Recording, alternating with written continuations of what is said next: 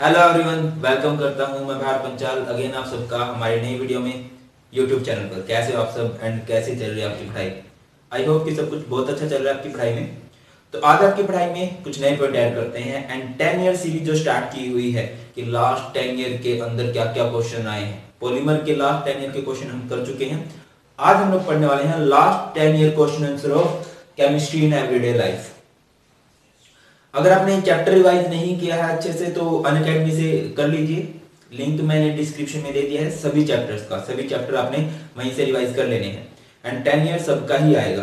Okay, तो ये कुछ क्वेश्चंस हैं एंड अगर आपने अब तक मुझे अनअकैडमी पर फॉलो नहीं किया है तो जल्दी से फॉलो भी कर लीजिए। नोट्स वगैरह सब आप आसानी से वहां से डाउनलोड कर सकते हैं। चलिए, ये जो क्वेश्चन आंसर दिए हुए हैं ये रेगुलर स्टूडेंट्स के हैं, मतलब कंपार्टमेंट वाले नहीं इंक्लूड किए, इसमें मैंने रेगुलर वाले क्वेश्चन आंसर भी इंक्लूड किए हैं। ये क्वेश्चन 2008 में आया है, 9 में, 10 में, 11 में, 12 में और 13 में, 14 में एंड 17 में। 15 और 16 में नहीं है। रीजन क्या है कि 15 और 16 में वैल्यू बेस्ड क्वेश्चन आए थे। ओके, तो क्वेश्चन देखते हैं। बिल्कुल सिंपल है, ज्यादा मुश्किल है ही नहीं ये चैप्टर आपका। चलिए पहले क्वेश्चन से स्टार्ट कर रहे हैं। What is teacher of iodine? पहला क्वेश्चन है आपका, what is teacher of iodine? हाँ जी, तो टीचर ऑफ आयोडीन क्या होता है? अगर मैं इसको डिफाइन करता हूं पहले, it is 2 to 3% iodine solution of alcohol and water.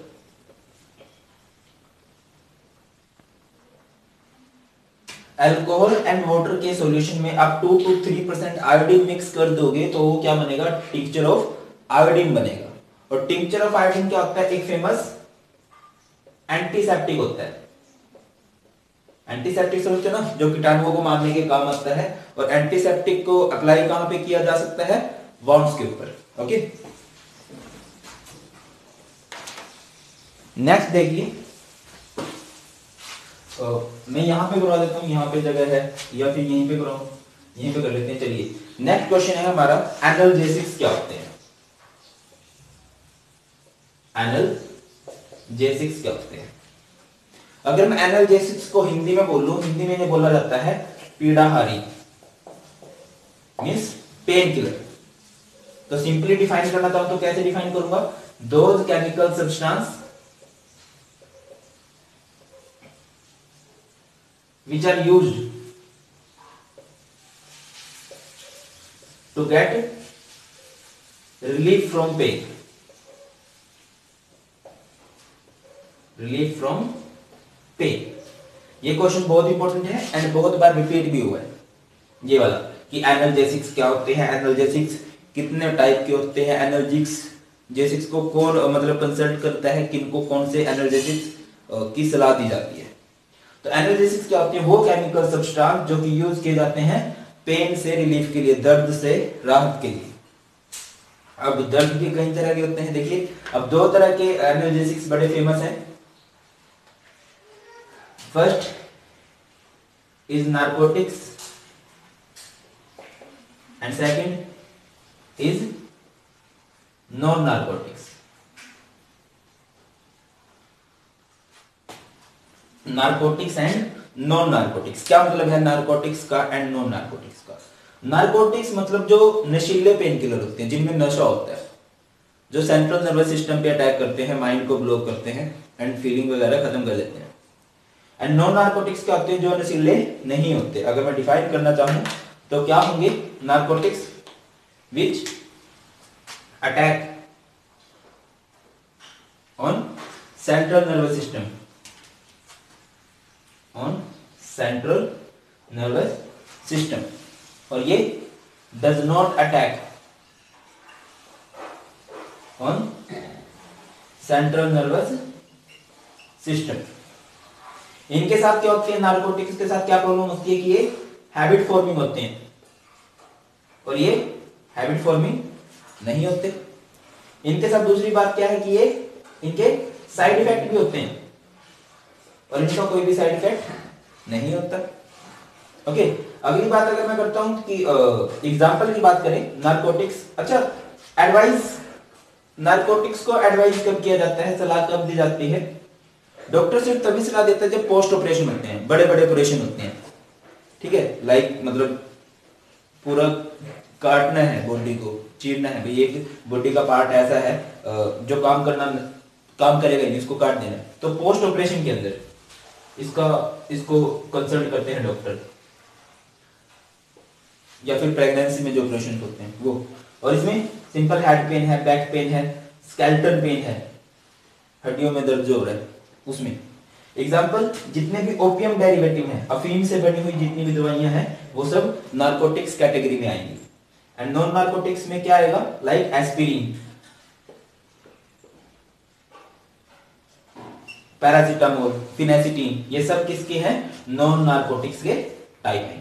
Clear हुआ? एनाल्जेसिक्स, एनाल्जेसिक्स क्या होते हैं, पेन किलर, पीड़ाहारी, those chemical substance which are used to get relief from pain, जो पेन से रिलीफ के लिए यूज किए जाते हैं। दो तरह के होते हैं, narcotics and non narcotics. Narcotics नशीली दवाएं जो सेंट्रल नर्वस सिस्टम पे अटैक करती हैं, बड़े बड़े ऑपरेशन में यूज किया जाता है, हैबिट फॉर्मिंग होती हैं, साइड इफेक्ट होते हैं, इनके अंदर ऐसा कुछ भी नहीं होता। एग्जांपल, जितने भी ओपियम डेरिवेटिव है, मॉर्फिन है, हेरोइन है, कोकीन है, इसमें एस्पिरिन, पैरासिटामोल और फिनेसिटीन, ये सब के सब क्या है, नॉन नारकोटिक्स में आते हैं। क्लियर? नेक्स्ट क्वेश्चन देखिए,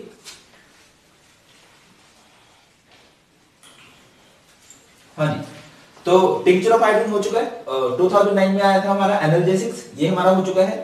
2010 में हमारा आया था व्हाट आर एनाल्जेसिक्स मेडिसिन, कर लिया हमने। हाउ आर दे क्लासिफाइड, किस तरह से क्लासिफाई किया जाता है, and when are they commonly recommended for use, इनको कब रिकमेंड किया जाता है, ये भी हमने कर लिया। Next is detergents. देखिए डिटर्जेंट्स क्या होते हैं, ये एक पूरी क्लास है। तो पहली बात तो डिटर्जेंट्स क्या होते हैं, क्लींजिंग एजेंट होते हैं। क्लींजिंग एजेंट मीन जो कपड़े धोने के लिए, साफ सफाई के लिए जिनका यूज किया जाता है। इनका दूसरा नाम क्या होता है, इनका दूसरा नाम होता है सोपलेस सोप, साबुन रहित साबुन। क्यों बोलते हैं इनको साबुन रहित साबुन, because they work as soap but does not contain any soap।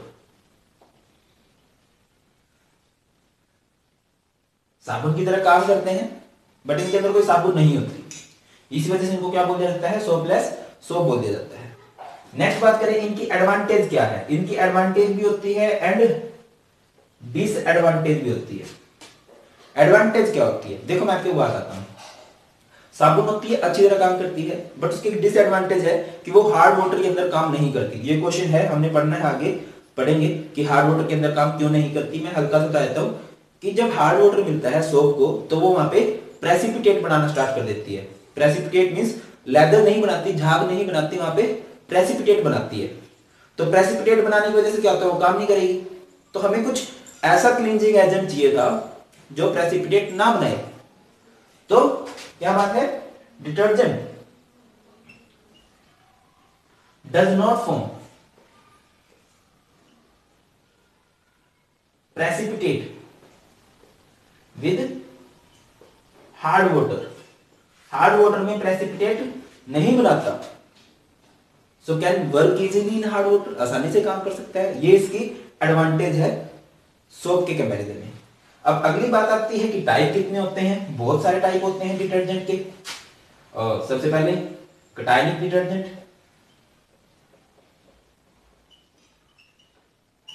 दूसरे anionic detergent,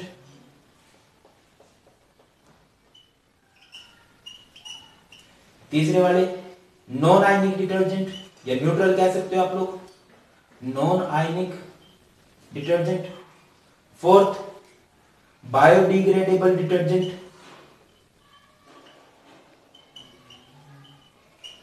fifth non biodegradable detergent,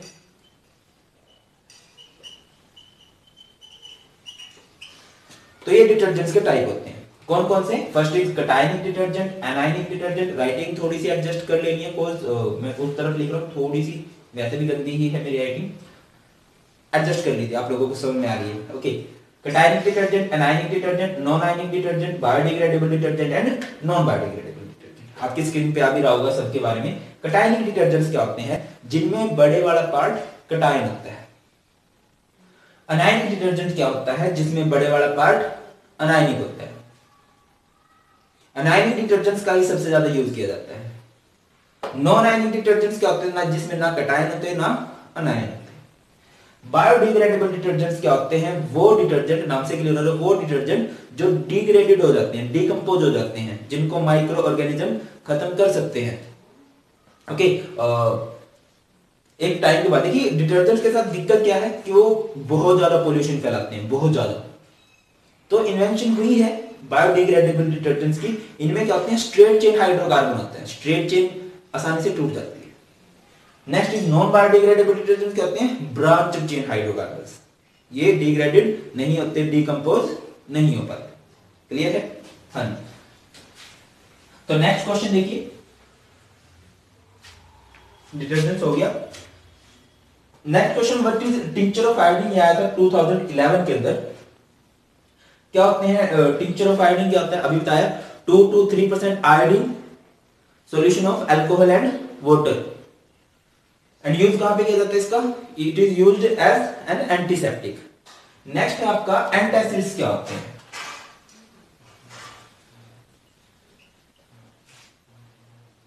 antacids, देखिए मैक्सिमम दवाइयों को याद रखना आसान है, उनका नाम देख लो आप। एंटासिड है मतलब दोज केमिकल्स, देखिए एसिडिटी बढ़ गई है। मैं आपको एक जस्ट बात बताऊं, 7 जो होता है ना वो न्यूट्रल होता है। अगर पीएच स्केल में 7 वैल्यू है मींस वो न्यूट्रल है।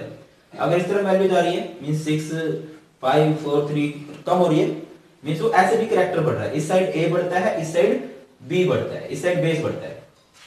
अगर किसी की एसिडिटी बढ़ रही है, किसी के अंदर एसिडिटी बढ़ रही है स्टमक के अंदर, तो उस एसिडिटी को खत्म करने के लिए हम किसका यूज करते हैं? बेस का यूज करते हैं। देखिए क्या होते हैं एंटासिड्स? दोज केमिकल्स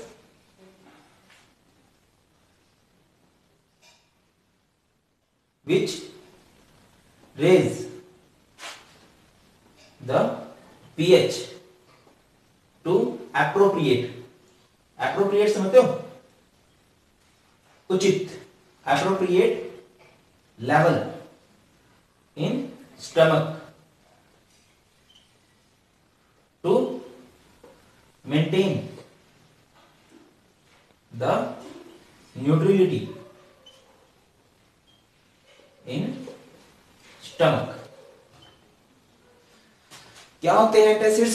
वो केमिकल जो कि पीएच को उठाते हैं, क्योंकि अगर एसिडिटी बढ़ गई है, एंटासिड्स मतलब जो एसिडिटी को खत्म करेंगे। किसी की एसिडिटी बढ़ गई है किसी के पेट के अंदर, तो वो क्या करेंगे? पीएच को एक एप्रोप्रिएट लेवल तक उठाएंगे और न्यूट्रलिटी बना के रखेंगे। अब एसिडिटी को खत्म कौन करेगा? Base, metal hydroxide like magnesium hydroxide, aluminium hydroxide, या फिर अगर सिंपली इनो वगैरह होते हैं, इनो देखा होगा आपने, तो उनमें ना लिखा होता है वो बेस होते हैं, मेटालिक हाइड्रोक्साइड होते हैं, और उनका यूज कहां पे किया जाता है? एज एंटासिड किया जाता है। नेक्स्ट क्वेश्चन देखिए, 2012 में बोर्ड वालों को बहुत प्यार हो गया केमिस्ट्री नेबुलाइज से, बहुत क्वेश्चन दिए, बहुत ज्यादा क्वेश्चन दिए। देखिए पहला क्वेश्चन है, what is the cause of a feeling of depression in human beings? Name a drug which can be useful in treating depression. Question ये है कि डिप्रेशन क्यों होता है, डिप्रेशन से क्यों सफर करता है कोई इंसान? तो देखिए,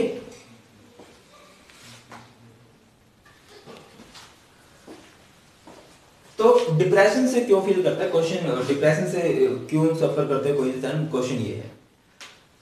हमारी बॉडी के अंदर एक नोराड्रेनालिन के नाम से एक ट्रांसमीटर होता है, सॉरी न्यूरोट्रांसमीटर होता है, neurotransmitter which is responsible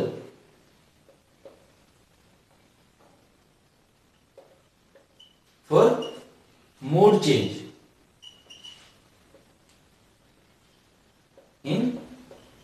human beings. एक न्यूरोट्रांसमीटर होता है जिसका नाम होता है नोरा ड्रीनैलिन। रिपीट करो, नोरा ड्रीनएलिन। नोरा ड्रीनएलिन नाम का एक न्यूरोट्रांसमीटर होता है जो कि रिस्पॉन्सिबल है किसके लिए? हमारे मूड स्विंग के लिए, जो हमारा मूड चेंज होता है। अगर किसी के अंदर इसकी डेफिशिएंसी है, if a person having deficiency of किसकी? नोराड्रेनालिन की, देन वो पर्सन किससे सफर कर रहा है? Is suffering from depression. तो उसको डिप्रेशन से बाहर निकालने के लिए हम किस दवाई का यूज कर सकते हैं? वहां पे आइप्रोनिएजिड, इनके नाम थोड़े से मुश्किल हैं तो देख लेना, याद कर लेना अच्छे से। आइप्रोनिएजिड नाम का is chemical used as antidepressant, जिसका यूज किया जाता है किस लिए? एक एंटी डिप्रेसेंट के रूप में। क्लियर है ये बात? ओके, नेक्स्ट क्वेश्चन देखिए। नेक्स्ट क्वेश्चन है डिटर्जेंट्स हम अभी करके आए हैं। नेक्स्ट क्वेश्चन है मोस्ट इंपोर्टेंट, पर्सनल लेवल पे मुझे बहुत इंपोर्टेंट लग रहा है ये क्वेश्चन। कौन सा?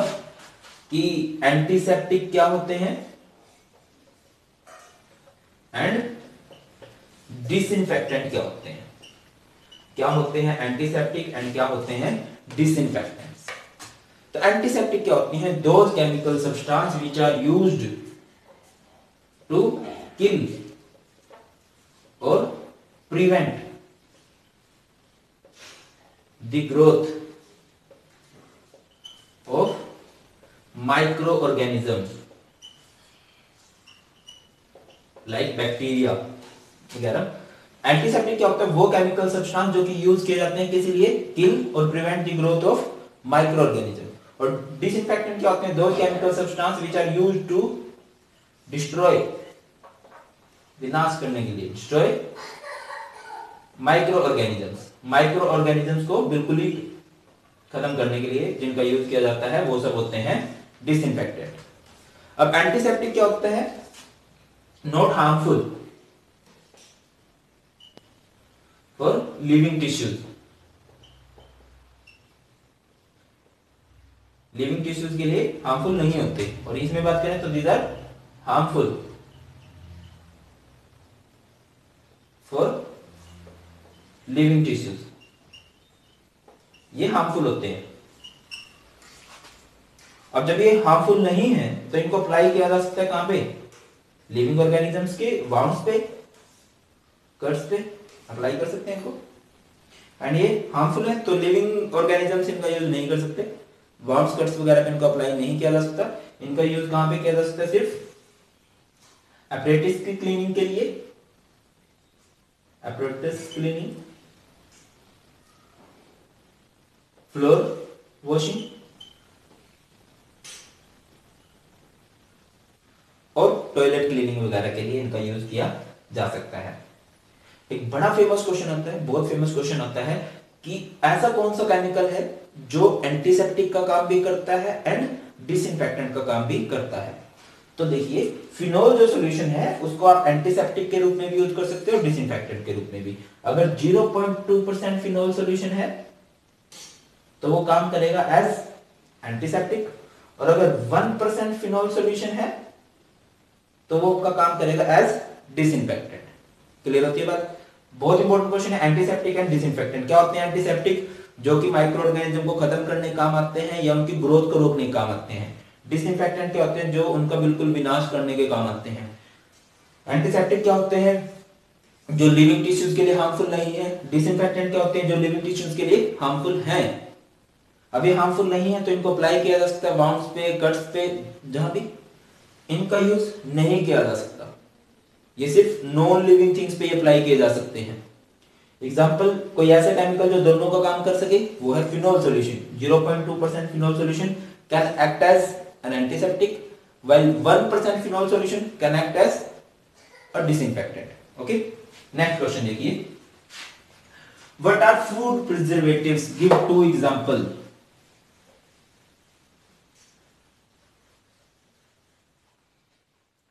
What are food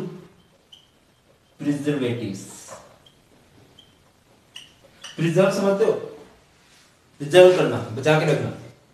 food preservatives mean जो खाने को खराब होने से बचाते हैं। एक एंटीऑक्सीडेंट होता है, बट ये एंटीऑक्सीडेंट से अलग है।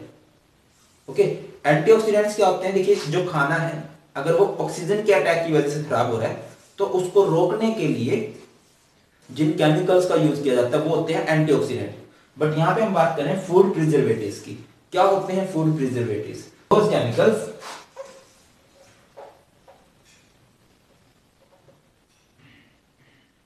which prevent the spoilage of food due to microbial growth।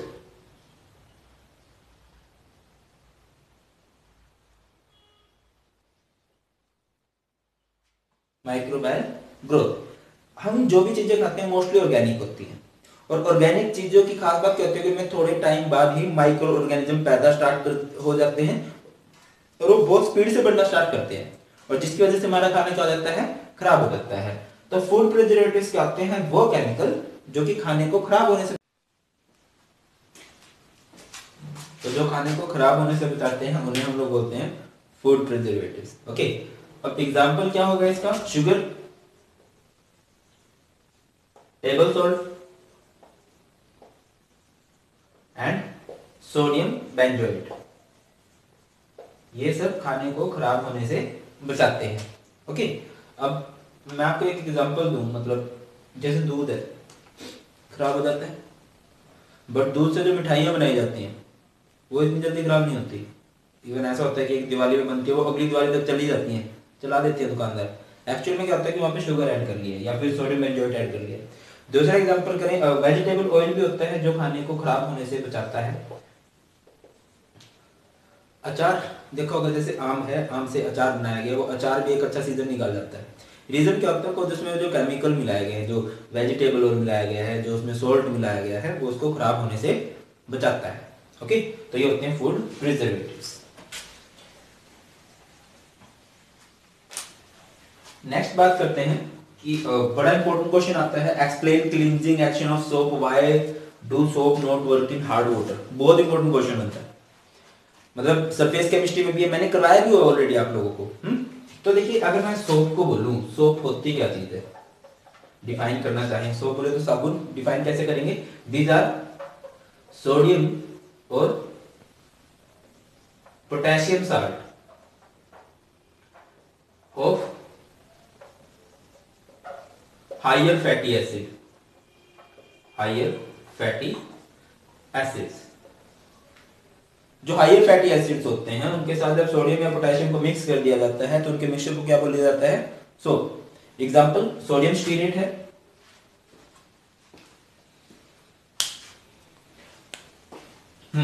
Sodium stearate C17H35COO it's sodium stearate. मैं आपको एक एग्जांपल दूं, बात समझिए ध्यान से। दो तरह की साबुन होती है, एक होती है हार्ड सोप, एक होती है सॉफ्ट सोप। जब वेजिटेबल फैटी एसिड्स के अंदर सोडियम मिलाया जाएगा तो वो हार्ड सोप बनेगी, और जब उसके अंदर पोटेशियम मिलाया जाएगा तो वो सॉफ्ट सोप बनेगी। ओके, सोप को कुछ ऐसे ही बना दिया जा सकता है, 1 2 3 4 5 6 7 8 9 10 11 12 13 14 15 16 17 एंड ये COO। ये इसकी टेल है एंड ये इसका हेड है।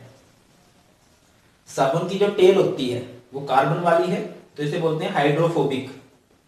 ये हाइड्रोफोबिक पोर्शन होता है जो पानी से हेट करता है, एंड ये जो इसका हेड होता है ये हाइड्रोफिलिक हुआ करता है, ये जो पानी से लव करता है।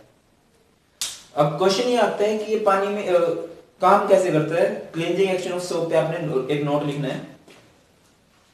देखिए होता क्या है, कोई एक इंप्योरिटी है, मान लीजिए ये है आपकी क्लॉथ के अंदर कोई डर्ट या फिर डस्ट है। जो हमारे कपड़े खराब होते हैं वो ऑर्गेनिक इम्प्योरिटीज की वजह से खराब होते हैं मोस्टली। तो होगा क्या, जो साबुन का ऑर्गेनिक पार्ट है वो इसमें आ जाएगा, इसको घेर लेगा कुछ इस तरह से, एंड ये साइडों में क्या बन जाएगा, माइसेल्स बन जाएगा। ये जो हाइड्रोफोबिक पार्ट है, जो पानी से हेट करने वाला पार्ट है और ऑर्गेनिक इंप्योरिटी से लव करने वाला पार्ट है, वो इस इंप्योरिटी में घुसेगा, इसको घेर लेगा। और ये जो इसका हेड है ये क्या है, हाइड्रोफिलिक है। और जैसे ही कपड़े को हल्का सा रब किया जाता है तो क्या होता है, ये इंप्योरिटीज उसके अंदर, और कपड़ा जो है हमारा साफ हो जाता है। तो हम डिफाइन करना चाहें तो कैसे डिफाइन करेंगे, सोप्स आर द सोडियम और potassium salt of high fatty acid in which two parts होते हैं, in which two parts, one is hydrophobic and second is hydrophilic. Hydrophobic part attract towards, किसकी तरफ अट्रैक्ट हो रहा है, impurities, dirt और dust, while hydrophilic part attract towards water. As we rub the cloth, impurities, dirt or dust pulled inside the water. Okay, तो इस तरह से हमारा कपड़ा क्या होता है। नेक्स्ट क्वेश्चन है, why do soap not work in hard water? जो साबुन है वो हार्ड वाटर के अंदर काम क्यों नहीं करती।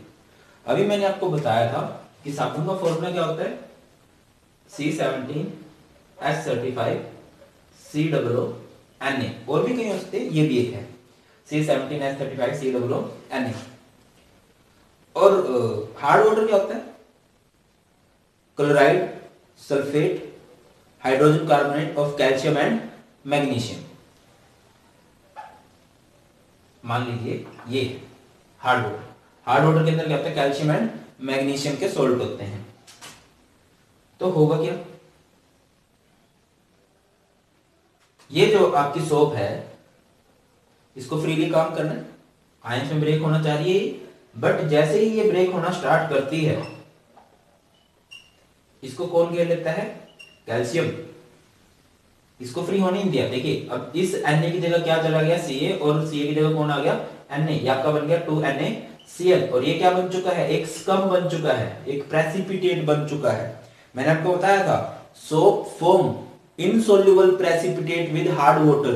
जो साबुन होती है वो हार्ड वाटर के साथ क्या बनाती है, इनसोल्यूबल प्रेसिपिटेट बनाती है, अनएबल टू फॉर्म लेदर, झाग नहीं बना पाती। That's why soap does not work in hard water. इसी वजह से साबुन कभी भी हार्ड वाटर के अंदर काम नहीं करती है।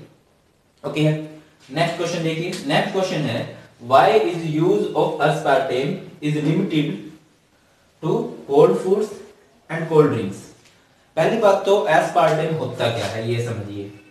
Aspartame is an artificial sweetener. क्या होता है, ये एक आर्टिफिशियल स्वीटनर होता है। Now what is artificial sweeteners, those chemicals which give sweet taste, जो मीठा टेस्ट देते हैं but does not provide any calorie, but कोई कैलोरी नहीं देते, कोई एनर्जी नहीं देते, स्वीट टेस्ट देते हैं सिर्फ। दूसरी बात करें तो एस्पार्टेम 100 टाइम्स स्वीटर होता है शुगर के कंपैरिजन में, 100 गुना मीठा होता है चीनी से। तीसरी बात अगर करें, इसके साथ प्रॉब्लम क्या है, unstable to cooking temperature. High temperature पे क्या हो जाता है, अनस्टेबल हो जाता है, डिसोसिएट हो जाता है अपने कंस्टिट्यूएंट्स के अंदर। इसी वजह से इसका यूज हमेशा कहां किया जाता है, कोल्ड फूड के अंदर, कोल्ड ड्रिंक्स के अंदर। क्यों, क्योंकि अगर कुकिंग टेम्परेचर तक बात पहुंची, टेम्परेचर हाई किया तो इसमें क्या हो जाना है, डिसोसिएट, और ये जो मीठा टेस्ट दे रहा है वो टेस्ट खत्म हो जाएगा। ओके, इसी वजह से इसका यूज हमेशा कहां पे किया जाता है, कोल्ड फूड्स के अंदर, कोल्ड ड्रिंक्स के अंदर। Next question, which of the following is an, अच्छा ये क्वेश्चन 2014 में है, ये 2013 में है, और ये सारे ना 2012 के पार्ट थे। नेक्स्ट है, which of the following is an antiseptic. मैंने आपको बताया था कि ये केमिकल जो एंटीसेप्टिक का भी काम करता है, डिसइंफेक्टेंट का भी काम करता है, वो है फिनोल। अगर वो 0.2% है तो वो एंटीसेप्टिक है, और अगर वो 1% है तो वो डिसइंफेक्टेंट है। Next question, what are tranquillisers, what are tranquillisers, क्या होते हैं tranquillisers, those chemicals which are used to get relief from mental tension or stress and produce a feeling of well-being. And example क्या होगा इसका? इक्वानिल। Example क्या होगा इसका? इक्वानिल। बात क्लियर हो रही है? ट्रैंक्विलाइजर्स क्या होते हैं? वो केमिकल सब्सटेंस जो मेंटल टेंशन को खत्म करने का काम करते हैं। जो भी स्ट्रेस है, जो भी टेंशन है, और इंसान को थोड़ा सा अच्छा फील होना स्टार्ट हो जाता है। इक्वानिल, वैकोनल, ये सब एग्जाम्पल हैं ट्रैंक्विलाइजर्स के। तो ये थी जी हमारी unit chemistry in everyday life. ये इसके 10 ईयर के क्वेश्चन आंसर थे। आई होप कि आप लोगों को बहुत अच्छे से क्लियर हो गया है, सब कुछ अच्छे से क्लियर हो गया है। तो 3-4 छोटे छोटे काम आप कर सकते हो। मैं आपको सपोर्ट करूँ, थोड़ा सा आप लोगों का भी सपोर्ट करना बनता है। वीडियो अच्छी लगी तो लाइक जरूर कीजिए, चैनल को सब्सक्राइब जरूर कीजिए, अच्छे अच्छे कमेंट जरूर कीजिएगा, शेयर जरूर करना है एंड मुझे अनअकैडमी पर फॉलो जरूर करना है। नेक्स्ट वीडियोस किन टॉपिक से रिलेटेड बनाई मुझे जरूर बताइएगा कमेंट सेक्शन में, या अनअकैडमी पे पर्सनली मैसेज करके आप मुझे बता सकते हैं। इंतजार रहेगा आपके कमेंट्स का एंड आपके सपोर्ट का। Thank you so much for watching. जय हिंद।